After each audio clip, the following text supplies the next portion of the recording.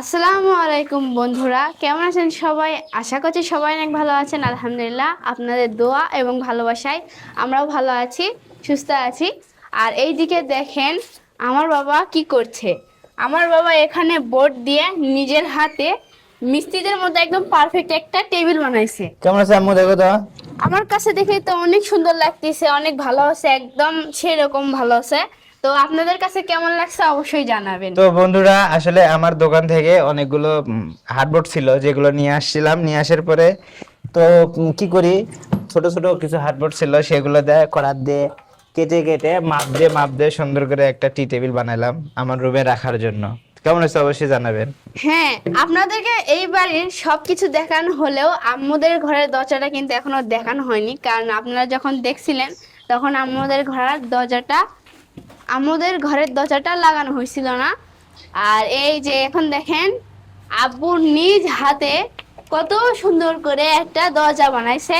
এখানে লক থেকে শুরু করে ধরার সবকিছুই আছে। আর এরপরে যারা আমাদের বাড়ি দেখতে আসছে সবাই কিন্তু বলতেছে যে এই দরজাটা কাদের কাছ থেকে বানিয়ে এনেছ, এত সুন্দর দরজা, মজুরি কথা বললো। তখন আমার আম্মু বলতেছে এটা অন্য কেউ বানায়নি, এটা জিনিয়ার আব্বু বানাইছে। তো তখন সবাই আব্বুর প্রশংসা করলো যে এত ভালো কাজ পারে, তাহলে তো কোনো কষ্টই নেই। কিন্তু এক কথা কি, কাজ করতে করতে আমার আব্বু আম্মু অনেক অসুস্থ হয়ে পড়ছে, বিশেষ করে আব্বু আরো বেশি অসুস্থ। তো সবাই আমার আব্বুর জন্য দোয়া করবেন। আর আম্মু তো কাজ করতে করতে খাটো হয়ে গেছে, আর আব্বু আম্মু দুজনের জন্যই দোয়া করবেন যেন আমার আব্বু আম্মু খুব তাড়াতাড়ি সুস্থ হয়ে যায় আল্লাহর রহমতে। আর আব্বুর হাতের বানানো এই টেবিলটা আমি এখানে রাখি, কারণ এই জায়গাটা একদম টেবিলটার জন্য পারফেক্ট আর খুব সুন্দরভাবে বসেও গেছে। আর এটার ওপরে আব্বুর দোকানের যে প্রিন্টার ছিল সেই প্রিন্টারটা রেখে দিই, জায়গা একদম ফুল। আর এটা হচ্ছে আব্বু আম্মুর রুম।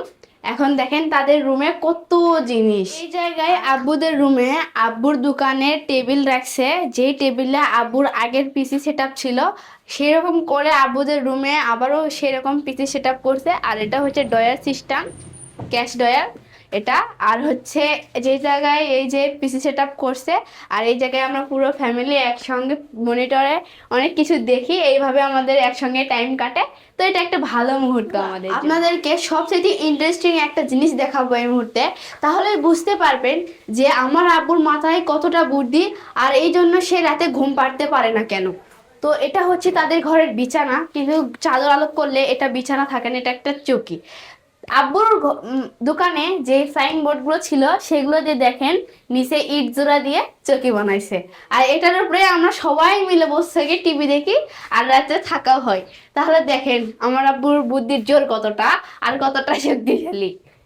এখন আমার রুমে যাওয়া যাক। আর আমার রুমের এই সাইডে দেখেন আব্বুর দোকানে ছিল এটা, এইভাবে দোকানে জিনিসগুলো সাজিয়ে রাখতো। তো সেম প্রসেসে আমার রুমেও এইরকম করে সাজিয়ে রাখছে। আর আব্বুর দোকানটা যেহেতু দুই রুমের অনেক বড় ছিল, তাই আব্বুর রুমে আরেকটা টেবিল ছিল, সেই টেবিলটা আমার রুমে দেছে। আর এইভাবে এই টেবিলের উপর আমার ভাই স্টাডি করে, কারণ সে অনেক খুশি হয়েছে, বলতেছে খালি আপুর স্টাডি টেবিল থাকলো আমার হলো না, এই জন্য আব্বু আনছে। আর আনার পরে সে সকাল সকাল বই খুলে এখানে পড়তে বসছিল, তারপরে মাদ্রাসায় গেছিল। আর বন্ধুরা, আমার সবচেয়ে বেশি খুশি লাগছে, আর নতুন বাড়িতে আসার খুশি আছে, তার পাশাপাশি যে আমাদের প্রথম সাময়িক পরীক্ষা হলো, 9টা পরীক্ষা। আমি গত 13-14 দিন ধরে এই 9টা পরীক্ষা দিলাম, মাঝখানে 3 দিন বন্ধ ছিল এই জন্য। আর সবচেয়ে খুশি লাগছে কি কারণে, যে আমার এই 9টা পরীক্ষা গেল, আর 9টা পরীক্ষাতে আমি 100-এর অ্যান্সার করেছি, আসছি কোনোটার কোনো কিছু বাদ পড়েনি। আর এবার পড়াশোনা অনেক ভালো হয়েছে, আমার পরীক্ষা অনেক ভালো গেছে। নতুন বাড়িতে আসার এক খুশি, আর পরীক্ষা এত ভালো হওয়ার এত খুশি। আমার মানে খুশিতেই খালি খুশি। আর এখন শুধু পরীক্ষার ফলাফলের জন্য অপেক্ষা করা।